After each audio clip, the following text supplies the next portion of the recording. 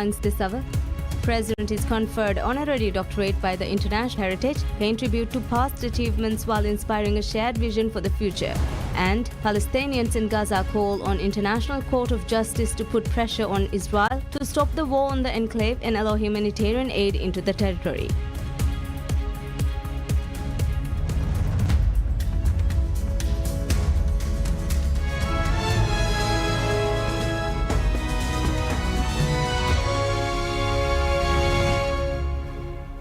Bismillahir Rahmanir Rahim. Assalamu alaikum and welcome to PSM News in English with me, Abdullah Ahil. And now the news in detail. The International Islamic University of Malaysia, IIUM, awards President Dr. Mohamed Muiz an honorary doctorate.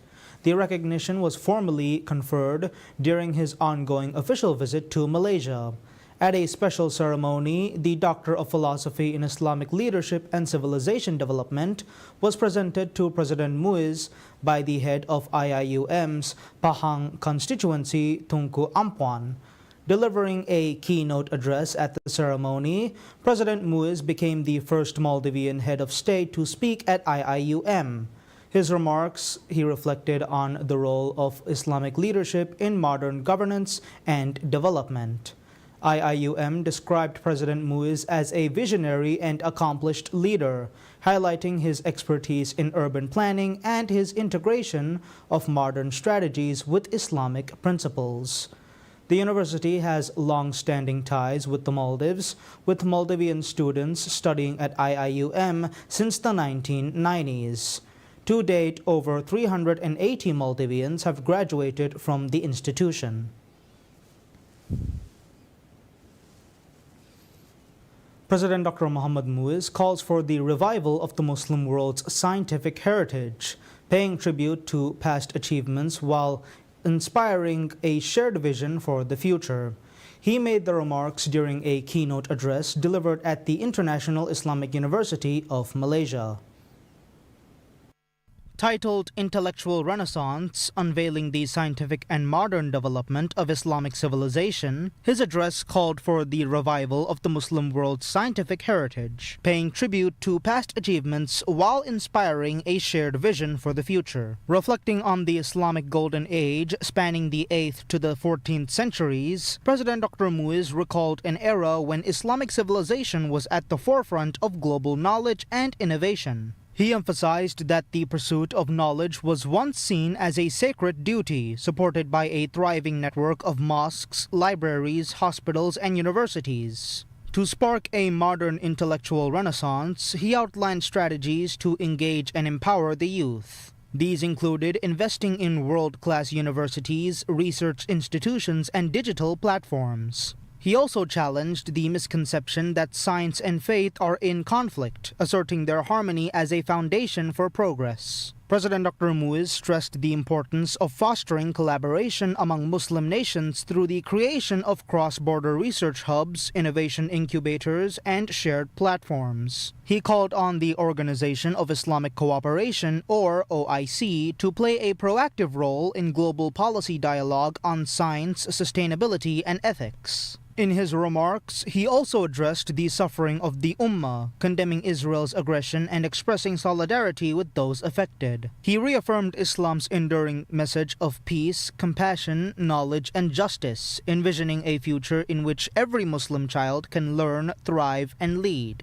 Highlighting the potential for groundbreaking discoveries in medicine, clean energy, and quantum computing, President Dr. Muiz emphasized that ambition and resolve are essential to honoring the legacy of Islamic civilization. President Dr. Muiz's call for an intellectual renaissance stands as a timely and powerful appeal for unity, knowledge, and moral leadership in navigating the challenges of the modern world. He extended heartfelt thanks to the university's leadership, faculty, and students for their warm welcome, noting that the honorary degree symbolized a collective commitment to progress within the Islamic world. The event was attended by Her Royal Highness the Tengku Ampuan of Pahang, Tunku Aziza Amina Maimuna Iskandaria, as well as university officials and distinguished educational leaders from across Malaysia. President Dr. Mohamed Muiz tours the Petronas Twin Towers, an enduring emblem of Malaysia's architectural innovation and cultural identity. His visit, a notable highlight of his official trip to the nation, included a guided exploration of the landmark and detailed briefings on its engineering achievements and heritage significance.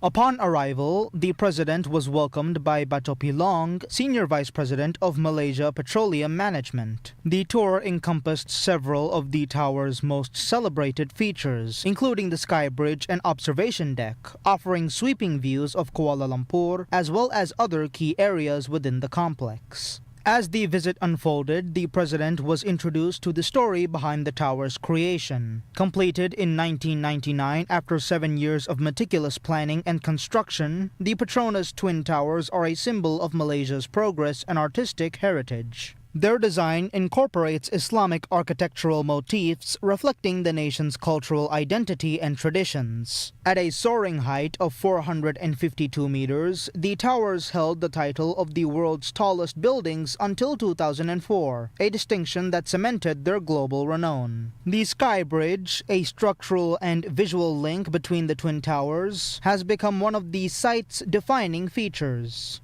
Today, it is a sought-after destination for visitors, contributing to the tower's reputation as a major international tourist attraction. Millions continue to be drawn to the landmark, captivated by its intricate design and the aspirations it symbolizes for Malaysia. During the tour, President Dr. Muiz gained deeper insights into the engineering ingenuity and cultural importance of the towers. His visit underscored the strong cultural and diplomatic ties between the Maldives and Malaysia, a relationship built on shared history and mutual respect. This official trip, which includes high-level discussions, aims to strengthen bilateral cooperation and address the concerns of Maldivians residing in Malaysia. Accompanied by a senior government delegation, President Dr. Muiz's engagement highlights the broader significance of this diplomatic mission. The Ministry of Tourism and Environment says 14 members from island councils have departed for India to participate in a technical training program on waste and resource management being held in New Delhi, India. The participants represent 13 islands from Zone 2, 4 and 5. Held at the Terry School of Advanced Studies, ICWMR, the program aims to enhance waste management skills and promote sustainable practices in the islands. Prior to departure, Deputy Minister Ahmad Nizam met with the participants, encouraging them to make the most of the opportunity. The minister highlighted the training as part of ongoing efforts to strengthen the Maldives' waste management system, including setting up composting and waste-to-energy solutions.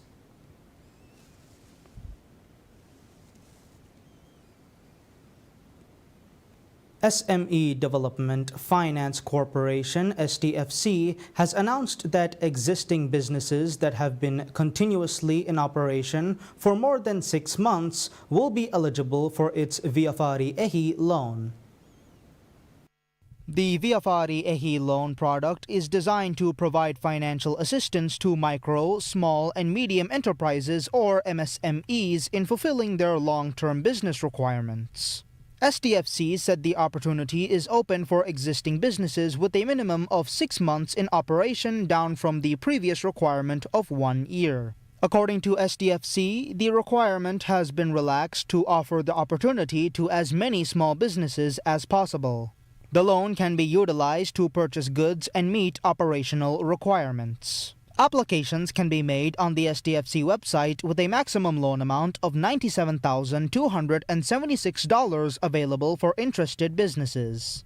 However, loans exceeding $45,395 will require collateral. The loan will be offered with an interest rate of 9.5% per annum with a maximum grace period of 6 months and a repayment period of up to 5 years. Established in 2019, SDFC is a specialized financing institution focused on providing financial support to MSMEs in the Maldives. Owned by the government along with Male City Council, Fuvahmulah City Council, while leading to healthy competition between financial institutions.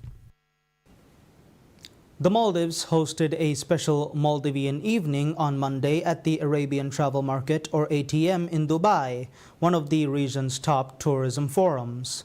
Held in the Theatre of Digital Arts, or TODA, in Souq Madinat Jumeirah, the event offered an immersive showcase of Maldivian culture, tradition, and hospitality through visual storytelling, virtual reality experiences, and live performances.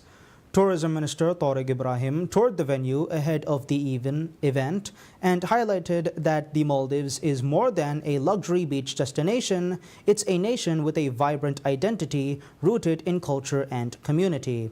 He encouraged guests to engage with the traditions that make the Maldives unique. MMPRC Managing Director Ibrahim Shiuri shared the Maldives' ongoing efforts to promote its cultural richness through strategic tourism campaigns, while the evening featured performances by local artists, storytellers, and musicians, reinforcing the Maldives' standing as a destination that blends natural beauty with cultural depth.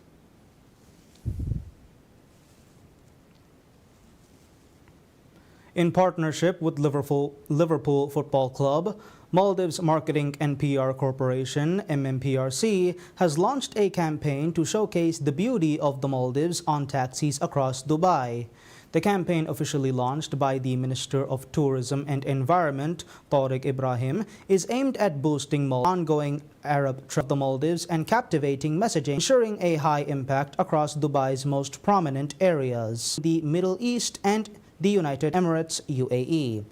The Maldives is participating in the AEs, representing the Maldives as the Middle East's leading international travel and global stage for inbound and outs. Throughout the four-day event, attendees can network, share insights, and gain new perspectives by engaging with top industry experts and innovative entrepreneurs, driving change in the travel industry.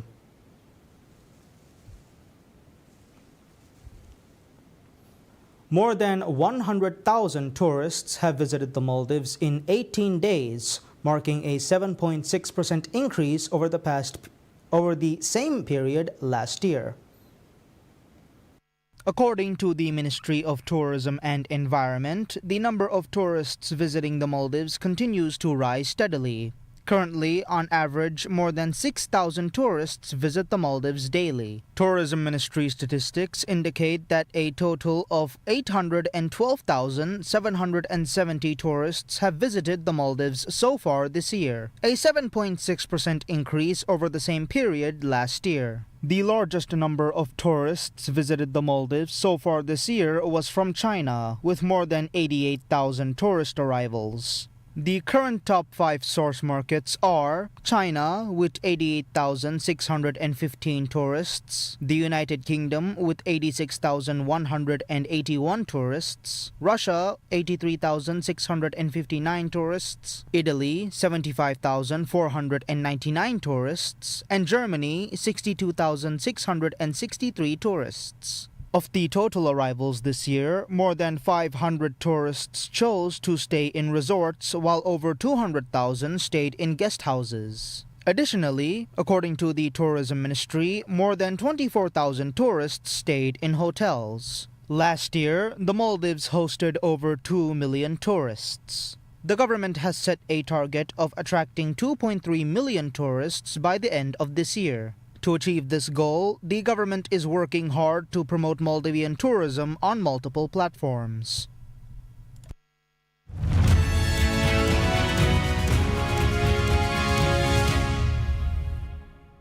An insight into the business world, the first 27 satellites for Amazon's Kuiper broadband internet constellation were launched into space from Florida, kicking off the long-delayed development of an internet from space network that will rival SpaceX Starlink.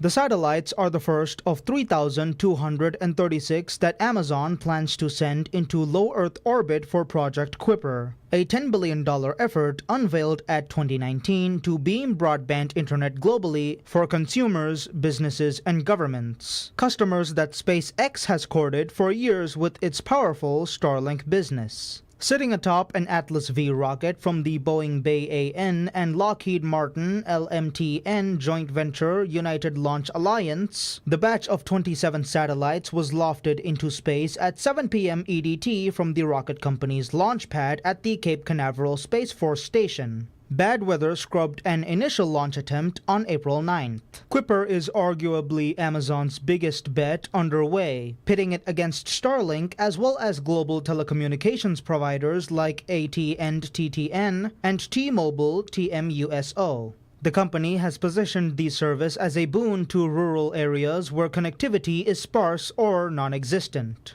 The mission to deploy the first operational satellites has been delayed more than a year. Amazon once hoped it could launch the inaugural batch in early 2024.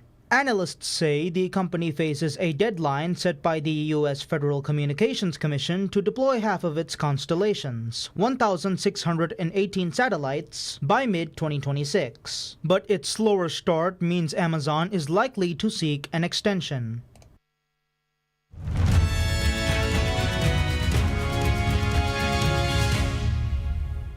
Palestinians in Gaza are called on by the International Court of Justice, ICJ, to put pressure on Israel to stop the war on the enclave and allow humanitarian aid in the territory. Israel faced accusations of breaking international law by refusing to let aid into Gaza Strip at the ICJ at the start of the hearings in The Hague on Monday. Representatives of UN and Palestinians opened the hearings, to which dozens of countries are participating over a week. Since March 2nd, Israel completely cut off all supplies to the 2.3 million residents of Gaza Strip, and food stockpile during a ceasefire at the start of the year has all but run out. Israel decided not to appear in the hearings at the International Court of Justice on Monday for advisory opinion on the country's obligations to facilitate aid for Palestinians into Gaza. Israeli Foreign Minister Gideon Sa'ar said Israel had submitted its position in writing to the hearings, which he described as a circus. Canadian Prime Minister Mark Carney's Liberal Party retained power in the country's election, but fell short of the majority government he had wanted to help him negotiate tariffs with U.S. President Donald Trump. The Liberal Party were leading or elected in 167 electoral districts, known as seats, followed by the Conservatives with 145, with votes still being counted. The Liberals had needed to win 172 of the House of Commons' 343 seats for a majority that would allow them to govern without support from a smaller party. Our old relationship with the United States, a relationship based on steadily increasing integration, is over. The system of open global trade, anchored by the United States, a system that Canada has relied on since the Second World War, a system that, while not perfect, has helped deliver prosperity for a country for decades, is over. These are tragedies, but it's also our new reality. Carney said the coming months would be challenging and require sacrifices. The result capped a notable comeback for the Liberals, who had been behind in the polls by 20% in January before Trudeau announced he was resigning and Trump started threatening tariffs and annexation. Conservative leader Pierre Poilievre conceded defeat to Carney's Liberals and said his party would hold the government to account. The Liberals are the last party to win 4 consecutive elections in Canada, accomplishing the feat in 2004. Power started returning to parts of the Iberian Peninsula late on Monday after a huge outage brought most of Spain and Portugal to a standstill, grounding planes, halting public transport, and forcing hospitals to suspend routine operations.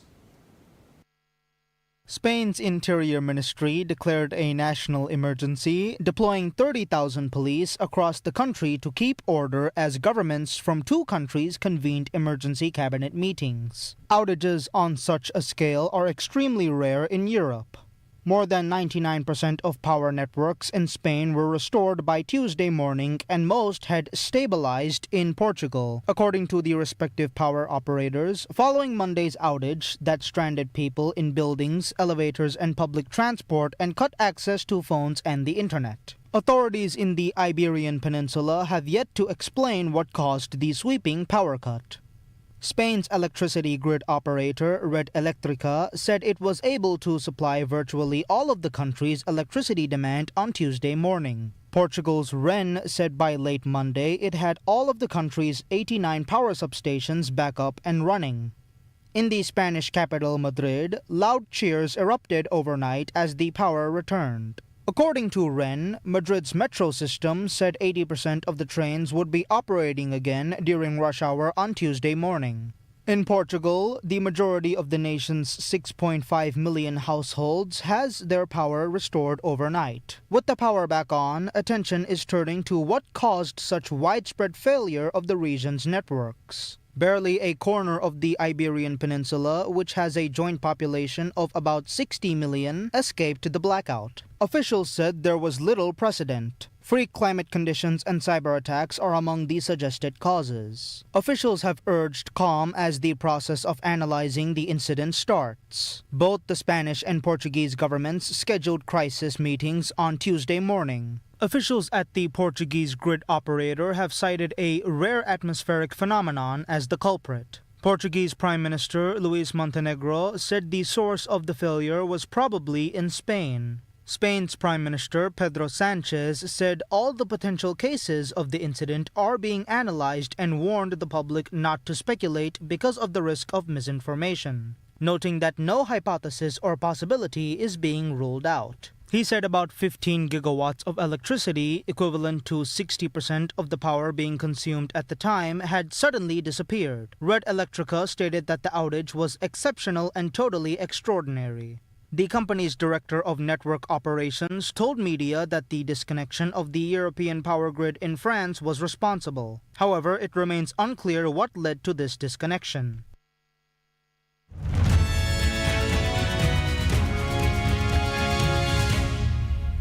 An insight into sports, 14-year-old Vaibhav Suryavanshi became the youngest Centurion in men's 2020 cricket as he guided Rajasthan Royals to an 8-wicket victory over Gujarat Titans in an Indian Premier League match.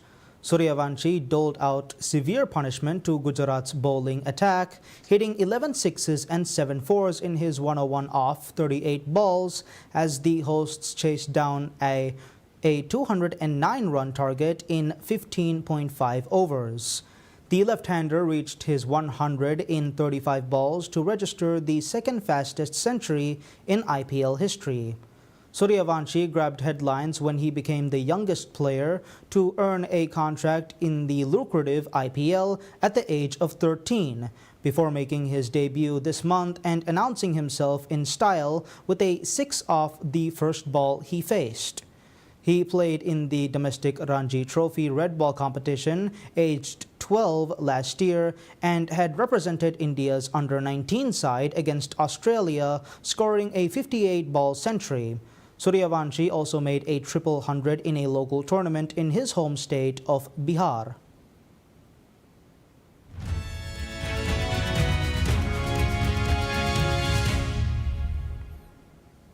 Local sensation Two of Us is hitting all the right notes on the international stage as they gear up for the elimination round of the Battle of the Bands International in India. Representing the Maldives, the band has already made a strong impression with soulful performances in both Divehi and Hindi, earning praises from judges and audiences alike. Their presence, unique style and tight harmonies have quickly turned them into fan favorites, with clips of their performances trending on social media. Among the panel of judges is legendary Indian music composer Anu Malik, who didn't hold back his admiration, calling Two of Us the most talented band he's seen recently. And this is not a small feat in a competition featuring top bands from across the region. The high-stakes elimination round features 12 bands, but only 6 will advance to the semi-finals. Two of Us is scheduled to perform tonight, and the results will be revealed on Wednesday. The semi-finals take place in early May, with the top 5 bands moving on to the final, where the ultimate winners will be crowned. The band says they are ready for anything and are fully focused on bringing a historic win back to the Maldives. With years of hard work and passion behind them, Two of Us is more than ready to carry the Maldivian flag to the top. From local stages to the international spotlight, the Maldives is cheering loud for Two of Us, and we can't wait to see them rock the stage once again. That's all the news we have for today. We will be back with any further updates. Until then, I'm Abdullah Ahil from PSM News.